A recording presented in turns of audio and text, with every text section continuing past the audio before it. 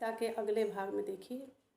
जिंदा रहने के मौसम बहुत हैं मगर जान देने की रुत रोज आती नहीं। हुस्न और इश्क दोनों को रुसवा करे वो जवानी जो खून में नहाती नहीं। आज धरती बनी है दुल्हन साथियों, अब तुम्हारे हवाले वतन साथियों। कर चले हम फिदा जानो तन साथियों, अब तुम्हारे हवाले वतन साथियों। कर चले हम फिदा जानो तन साथियों, अब तुम्हारे हवाले वतन साथियों।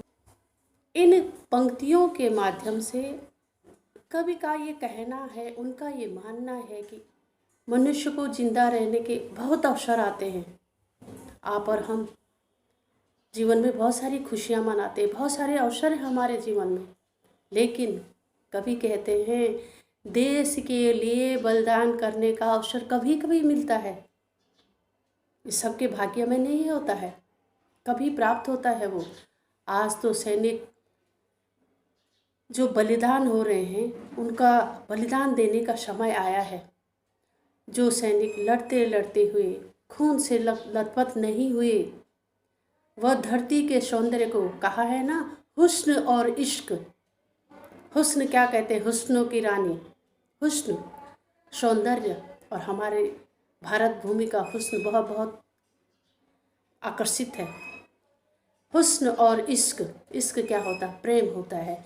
तो जो सैनिक इस धरती माँ के सौंदर्य और प्रेम को पर अपने खून का बलिदान न दे सका, तो वो रुसवा करेगा, देश को बदनाम करेगा। रुसवा का अर्थ है बदनाम कर देगा। यह धरती तो दुल्हन की भांति है, और हर घर में एक स्त्री की, एक महिला की सुरक्षा की जाती है, और उसकी रक्षा का कोई कुछ बोले माँ बहनों को तो आप खड़े हो जाते हैं वहाँ। इस धरती माँ भी एक दुल्हन की तरह, एक माता की तरह है। इसकी रक्षा करना भी हमारा कर्तव्य है। हम भारत के सैनिक हैं या हम भारत के नागरिक हैं। उसकी लाज रखना और उसकी रक्षा करना सैनिकों का कर्तव्य है। और सैनिक आज भी, जो हम बैठे हुए हैं घरों में, सैनिक आज बॉर्डरों पे खड़े हैं। बर्फ़ है, आंधी है, तूफान है, बारिश है, कुछ भी है।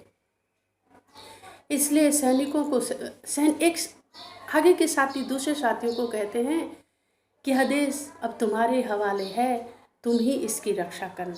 इस भारत भूमि की, इस हमारी दुल्हन की जो हुस्न और इश्क की देवी है, उसकी रक्षा करना तुम्हारा कर्तव्य है। ये था इन पंक्तियों का भाव स्पष्ट।